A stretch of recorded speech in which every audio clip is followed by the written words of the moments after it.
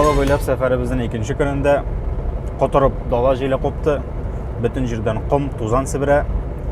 Шул тузанга батып, себерелеп, Оренбургка китеп барышыбыз. Оренбургка нибары 20 километр гына юл бар. Каргалы безгә бик ошады. Әйтергә кирәк, үзләре югында әйтеп калам әле. Шунысы кызык, шул үзенчәлеге бар Каргалы авылының. Анда элек-электән сәүдәгәрләр яшәсә дә, һәм бүгенге көндә дә хәллерәк кешеләр яшәсә дә, йортлары бер-берсеннән әллә ни аерылып тормый. Алар гади йортлары булып, күбесенчә бер катлы йортлардан тора. Бездә бит инде ничек кеше әзрәк күтәрелеп китсә, байып китә башласа, иң беренче чиратта коттедж салу турында хыяллана башлый. Монда андай бер юк. Ничектер кешедән алай уздырып, артык купшылыкта яшәргә яратмыйлар. Гәрчә, моннан 50 ел элек төзелгән агач авыл йортларының эчендә евроремонт, кондиционер һәм менә шушының хәтле плазмалар эленеп торса да, тышкы яктан сез моны бер кайчанда аңламаячаксыз. Уйлап карасаң, Оренбург шәһәренә нигез салу максаты да, вакыты да Каргалы тарихын кабатлый. Оренбургта Урта Азия җирләрен Рәсәйгә беркетү, Үзәк Азия илләре белән багланышларны җайга салу өчен Европа белән Азия чигендә төзелгән шәһәр. Мөнәсәбәтләр җайлана башлауга, Оренбург Азиягә юл ачучы капкага әверелә.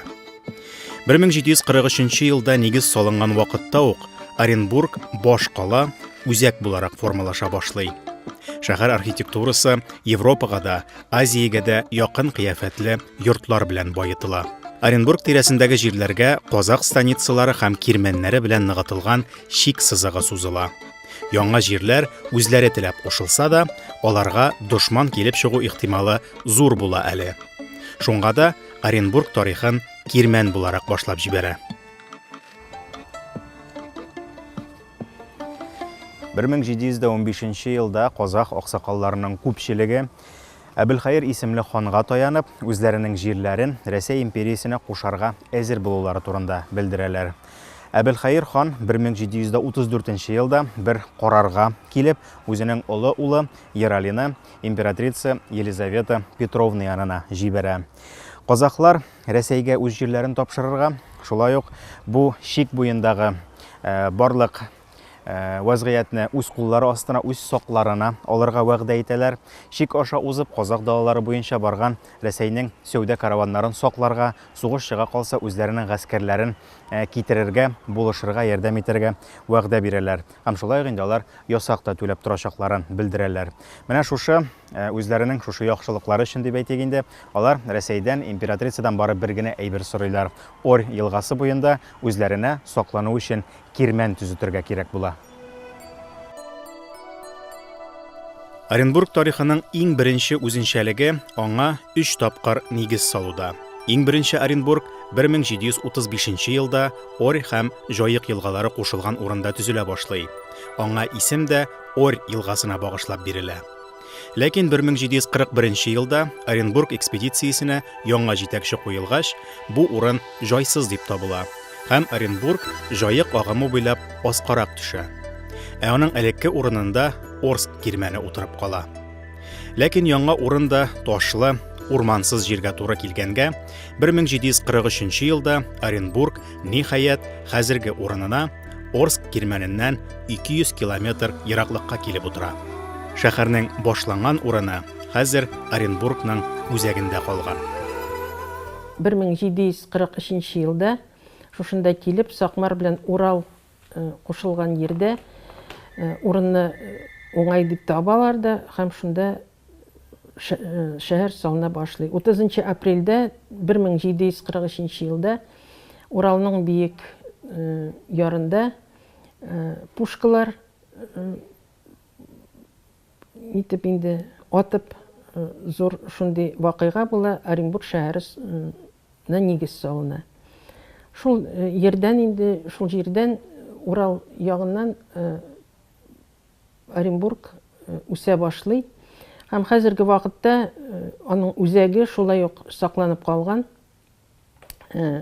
Ул крепость кебек була, аның тирә-ягы чыкыр була бик зур.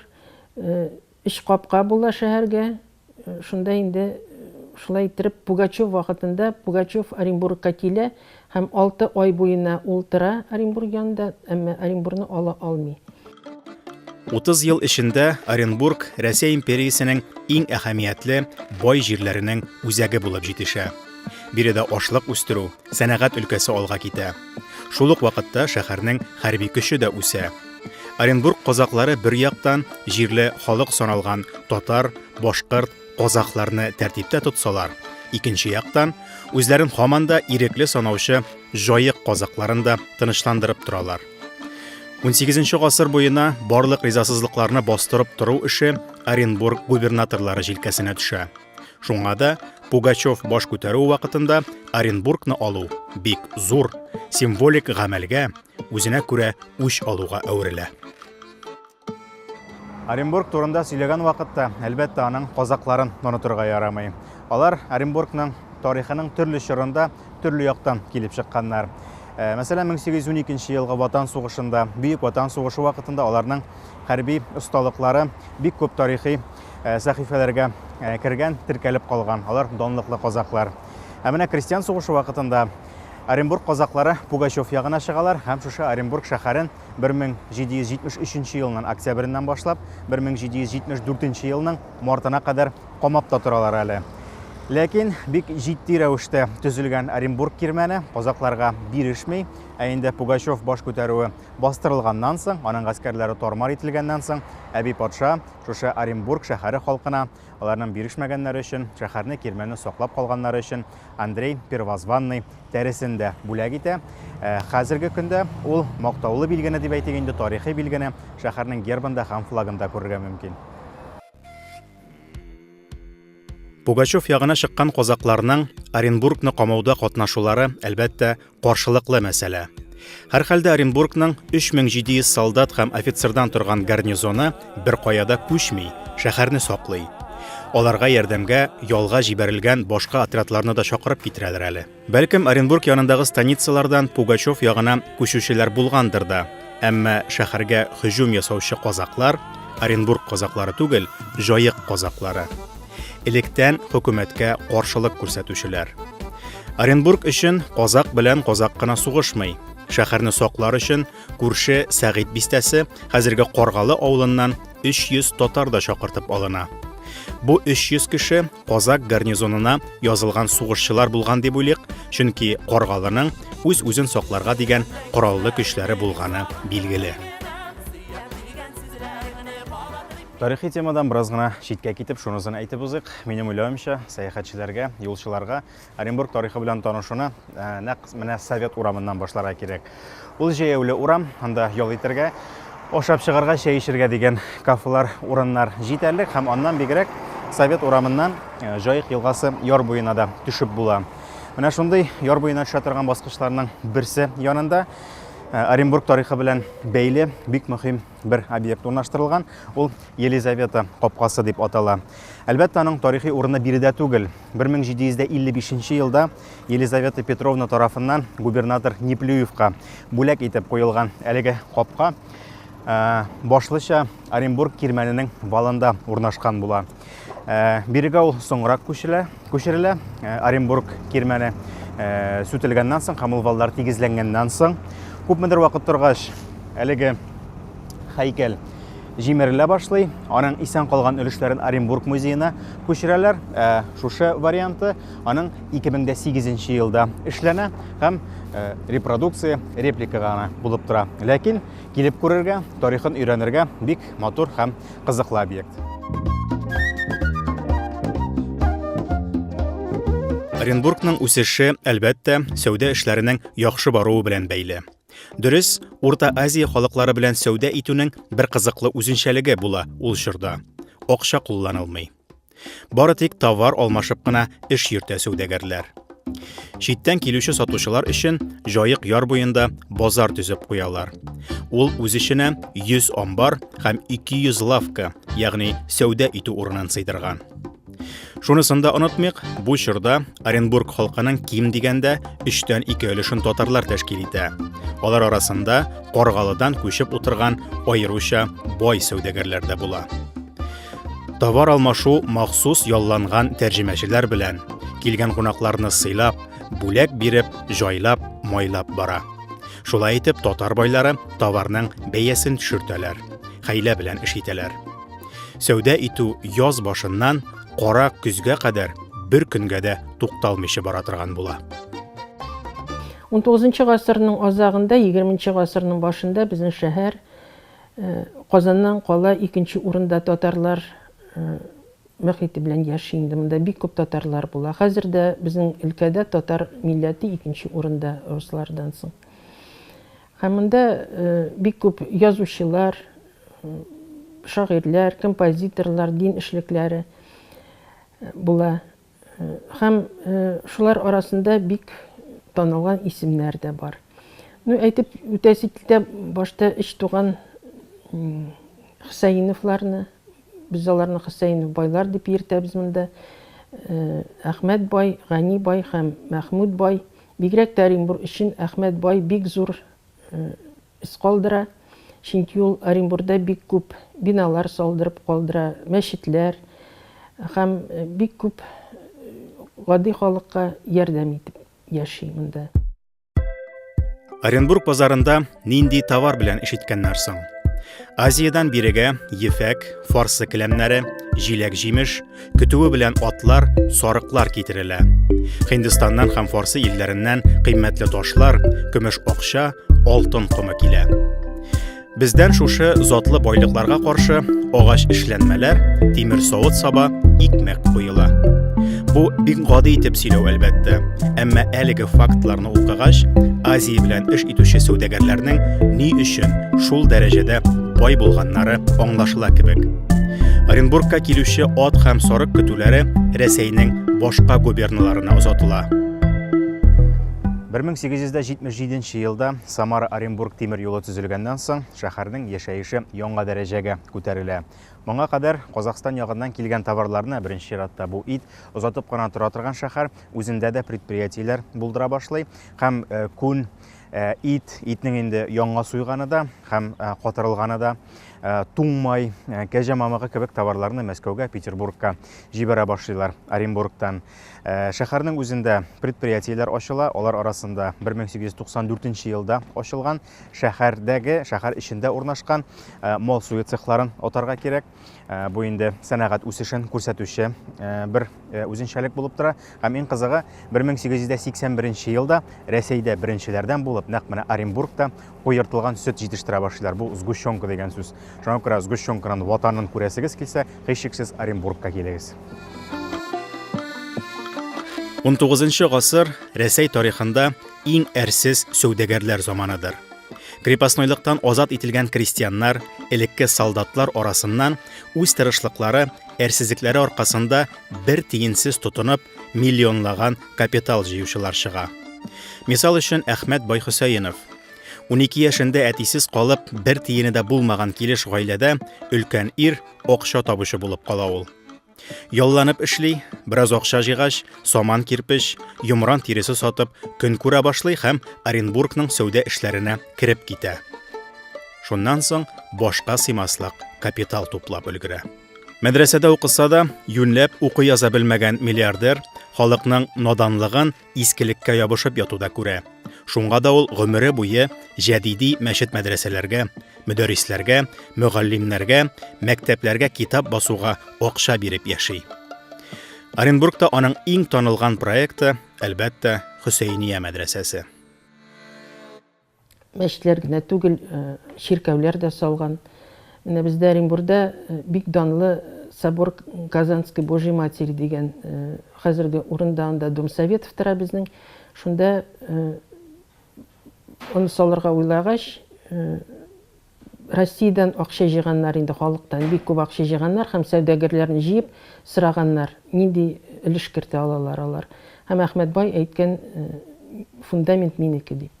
Шулай итеп губерния буенча 2 миллион йомырка җыеп, шул йомырканы сытып растворга, шундый фундамент салдырганнар. Һәм ул собор бик зур булган, Россиядә 2нче урында торган ул. Әмма 30-нчы елларда аны шартлаталар, 3нче тапкыр гына 2 тапкыр шартлатып бетерә алмагач, икенче тапкыр шартлы. Әмма фундаменты һаман да әле исән, анда безнең фонтан тора хәзер, шул фонтан астында ул фундамент сакланган дип әйтәләр. Укымаган килеш шушындый үрләргә менгәнне укыса кем булыр иде икән? Әхмәт Хөсәенов. Оренбург тулы биналары, җитәрлек акчасы булуга карамастан, Әхмәт бай гел гади киенеп йөргән. Юлга чыкса иң арзанлы вагонга, иң арзанлы теплоходка утырган. Ресторанда ашамаган, ризыкны үзе белән йөртә торган булган. Соранлыктан түгел, акча кадерен белгәнгә. 1896 елда Әхмәт бай Казанга күченә. Ул вакытта беренче гильдияле сәүдәгәр була инде ул. Гомеренең соңгы 10 елын ул башкалабызда үткәрә. Риза Фәхретдин сүзләре буенча, шул 10 ел эчендә Әхмәт бай 20 мәчет һәм мәдрәсә төзетә. 40 мәктәпнең мөгаллимнәренә хезмәт хакы түли. 200 мәктәпкә кирәкле китаплар, дәреслекләр алып бирә. Ни дисәң дә, Оренбург шәһәре безнең өчен ераграк шәһәр булып тора. Шуңа күрә дә башлыча биредәге күп санлы мәчетләрне күреп аптырап каласың. Ә менә тарих битләренә күз салсак, бу бер дә шаккатырлык күренеш түгел, чөнки 1788 елда нәкъ менә шушы җирләрдә Оренбург мөселман диния җыены үзенең эшен башлап җибәрә. Бу Әби патша карары белән барлыкка килгән орган булып тора һәм аның инде бүгенге көндә булган диния нәзарәте эшчәнлегенә охшаш функцияләре булса да, сүзләре дә охшаш булса да, ул вакытта вазгыять башкачарак була. Хикмәт шунда, диния җыенына беренче мөфтиләрне император хөкүмәте үзе раслый торган була. Кандидатураны тәкъдим итүчеләр булып, Эчке эшләр министрлыгы тора. Мөфтинең куласында эшләүче, аның канцелярия әгъзасы булган 3 кешене, шулай ук инде мөфти үзе тәкъдим итүенә карамастан, Эчке эшләр министрлыгы имзалый һәм раслый торган була.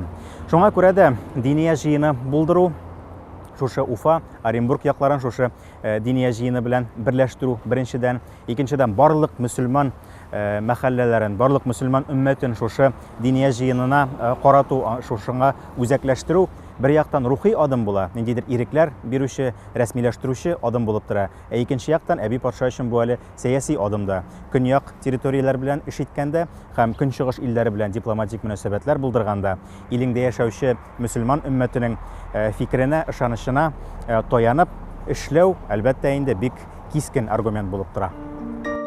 Оренбург губернасында татар сәүдәгәрләренең дин һәм мәгърифәт өлкәсенә бу кадәрле акча тотулары игътибарсыз калмый билгеле. Ләкин аларга алай ук каршы килүчеләр булмый. Төбәктә мөселманнарның җәмәгать оешмаларын булдыра башлыйлар. 1898 елда Троицкое мусульманское благотворительное общество ачыла. Беренче рус революциясе берләшмәләр иреген игълан иткәч, Оренбург губерниясе шәһәрләрендә 12ләп мөселманнарның хәйрия җәмгыятьләре төзелә. Аларның барысының да үзәкләрендә татар сәүдәгәрләре, меценатлар тора. Мәгърифәт, милли үзәң сорауларын җыелышып, рәсми формада шушы оешмалар аша хәл итү башлана дигән сүз бу. Безнең китапхана бит инде 1906 елда менә мөселман хәйрия җәмгыять тарафыннан ачыла. Һәм инде менә быел 112 елын билгели. Шул хәйрия җәмгыятенең отчеты бар 12 елга. Менә шушы отчетта күрергә була, менә аларның эшчәнлеген, шундый күп эш алып барган ул җәмгыять оешма. Менә шушы 12 елда аларның әгъзасы булып 269 кеше тора. И нинди кешеләр, шул кадәр менә аларның спискаларын укысаң, бик горурланырлык исемнәр. Монда менә Исмаилбек Гаспринский, почетный член общества булып тора. Шуннан соң Фатих Гилманович Каримов бит инде. Шуннан соң Рәмиевләр, Мөхәммәд Шакир, Мөхәммәд Садыйкович Рәмиев һәм Хусейн Махмудович Хусейновлар, менә шушы безнең шушы оешманы оештыручылар инде, һәм пожизненный членнар булып Хусейновның Абдулгани байның улы Абдулхамид тора, шуннан соң Закир Рәмиев тора, шуннан соң кем тагын сезгә Абдулгазиз Абдулганиевич Хусейнов, менә шушы Гани байларның, Махмуд байларның балалары һәм Рәмиевләрнең уллары, Риза Фәхретдиннең улы Абдрахман Фәхретдинов та шушы оешманың әгъзасы була һәм безнең библиотекачный комиссияның була ул әгъзасы булып тора. Тарихын Оренбургның мөселман хәйрия оешмасы белән бергә башлаган китапхана турында берничә сүз әйтеп китүне кирәк саныйм. Бүгенге көндә тарихи бинасында булмаса да, әлеге китапхана яши, эшли. Оренбургта аны Ямашев китапханасы дип эзләп табырга мөмкин. Китапхана гына түгел, Оренбургның татар тормышы үзәге әлеге бина. Беренчедән, монда музей экспонатлары белән бер рәттән уникаль архив материалларын күреп узарга мөмкин. Китапхана фондларында алар күп калмаган, чөнки гарәпчә язылган китапларны сакламаска әмер биреп яндырту сәясәте монда да үзен сиздерә. Шушы хәзинәләр белән бер рәттән китапхана хезмәткәрләре тырышлыгы белән җыелган һәм бастырылган тарихи хезмәтләр дә бар биредә. Алар белән даими рәвештә уздырылучы татар кичәләренә, чараларына килүче һәркем таныша ала. 19 гасыр башында Оренбург шәһәрендә составында башкорт һәм мишәр гаскәрләре торган хәрби корпуста урнаша. Әлеге хәрби корпус белән ул вакытта Перовский фамилиялы хәрби губернатор идарә итә. Хикмәт шунда 1822 елда шушы хәрби корпус бераз гына уңайсыз хәлдә кала. Оренбург шәһәре халкы бик зур бурычтан азат ителә. Ул постойная повинность дип атала. Ягъни бирегә килүче регуляр армия составына кермәгән хәрбиләрне алар йортка кертергә тиеш булалар, ә хәзер инде бу бурыч алар өстеннән төшә. Шул вакытта хәрби губернатор инде шушы Оренбург тирәсендәге башкорт һәм мишәр кантоннарына мөрәҗәгать итә һәм шушы Оренбург тирәсенә, шушы шәһәргә эшләре буенчамы, хезмәт эшләре буенчамы, яки инде үзләренең кирәге буенчамы килгән башкортларга, мишәрләргә торырлык урын булсын дип, әйдәгез әле акча җыелыйк дип әйтә. Шул вакытта, менә шу 1836 елдан башланып китә постоялый двор, ягъни кунакханә дигән урынның төзелеше, ләкин ул баштан ук караван-сарай дип атала. Ни дисәң дә, Оренбургның Урта Азия яклары белән сәүдә итүдә зур роль уйнаганын исәптә тотып, шушы караван-сарай дигән урын ул инде ул як сәүдәгәрләренең күңеленә хуш килерлек итеп, шул архитектура белән төзелә. Һәм әлеге комплекс дип әйтик инде, караван-сарай комплексы бүгенге көндә дә сафта. Әгәр дә Оренбург шәһәрендә яшәүче теләсә кайсы кешедән караван-сарай мәчете кайда ул, ниндирәк мәчет дип сорыйсын икән, аңладык, ул башкортлар мәчете дип сезгә җавап бирәчәкләр.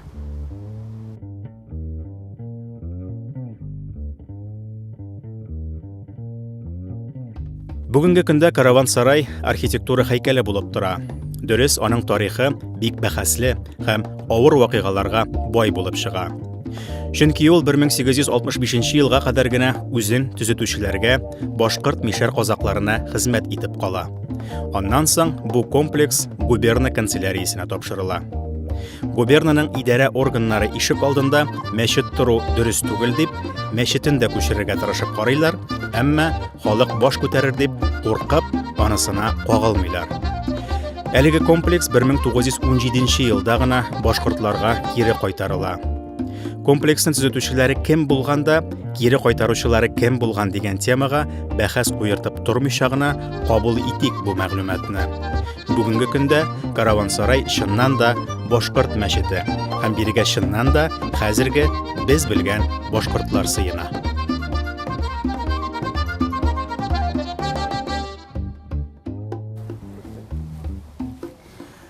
Оренбург татарлар яшәгән җирлектә нигезләнгән һәм татар йогынтысын тоеп үскән шәһәр.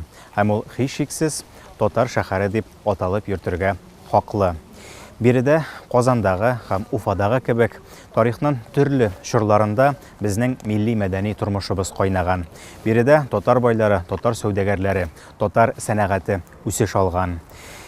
Әлеге шәһәрнең әле тагын шундый үзенчәлеге бар. Менә шушы Оренбург шәһәрендә яшәүчеләр искә алуынча, хәтта совет власте урнашкан ныгыган чорларда да биредәге православие чиркәүләрен җимергән яки гомумән шартлаткан вакытта безнең мәчетләргә тияргә базмаган хөкүмәт. Чөнки әле ул елларда да Оренбург шәһәренең һәм монда яшәүче мөселманнарның якын тирәдәге төбәкләргә ни дәрәҗәдә зур йогынты ясаганын белеп торганнар.